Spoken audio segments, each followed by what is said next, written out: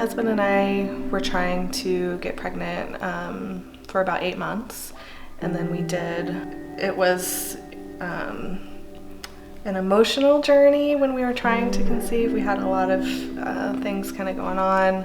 Yeah, we had the standard routine appointments at 8 weeks, and then 4 weeks from there into the 20-week appointment, which is where we learned the sex of the baby, which was so exciting. We found out he was a boy. I got a call. It was the same day. So the doctor looked at the scans and they found that there's fluid on your baby's kidneys. And so instantly I'm like feeling sick to my stomach, like, oh my gosh, of course you don't want to call back saying that there's something wrong. I call, make the appointment for 2 weeks later, and they're called maternal fetal medicine, so it's like the specialist doctors, and the soonest they could get me in was 2 weeks after. And so that also made me think, like, it must be okay.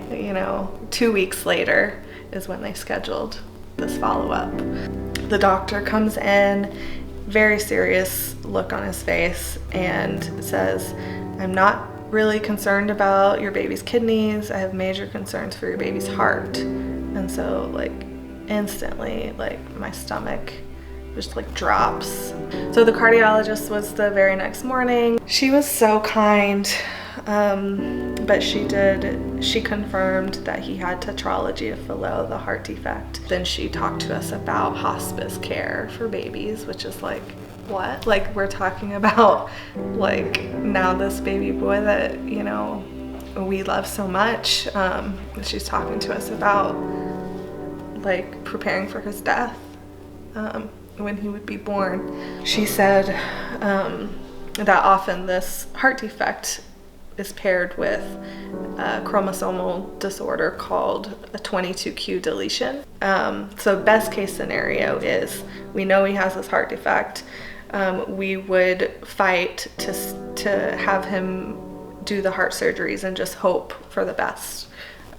If he has this heart defect and the chromosomal disorder, 22q deletion, then the chances of him surviving birth and being able to do the surgeries would be unlikely. So then we decided we would have the abortion based on the testing result.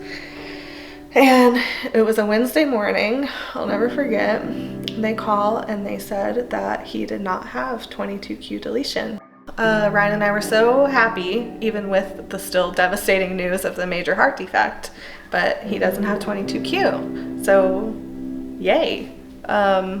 Then I get a call at the end of the day, Wednesday, from the lab supervisor saying that the technician who ran the results made a mistake, like a clerical error, like when they wrote the stuff down, made a mistake, and this lab supervisor like reviews all of the testing results from the day and found out that Everett did have 22q deletion. And so the supervisors tell me this, and I'm like, what?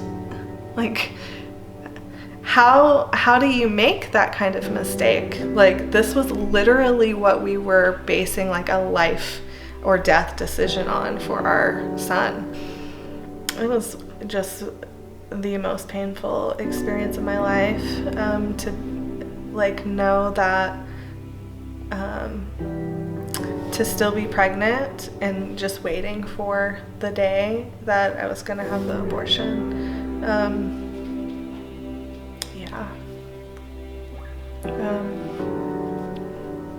Because I just desperately wanted him, and I knew that it was the right choice for him. We did decide to get him cremated, and I bought this little like keepsake necklace that is meant for stuff like ashes.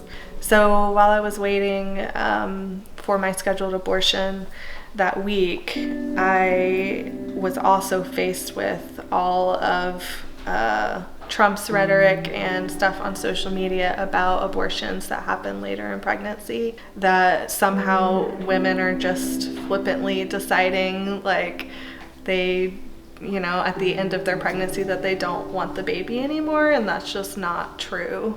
It makes me feel a lot of sadness right now, but back then there was a lot of anger. I had a lot of anger about like, how dare you say that women are making these decisions lightly. That's just not true. In Colorado, we have the Proposition 115 trying to ban abortions after 22 weeks. And that really hits home for me, obviously, because my abortion was scheduled 23 weeks, 5 days. And there was absolutely no way I could have had that abortion any sooner. We certainly grieved and still grieve the loss of our baby boy Everett, and we still wanted to try to have another child. And so once my body healed and I was emotionally ready to try again, we did try to get pregnant, and we did get pregnant 5 months later. Our baby girl now, she's 5 months old. She was born April 27th, 2020.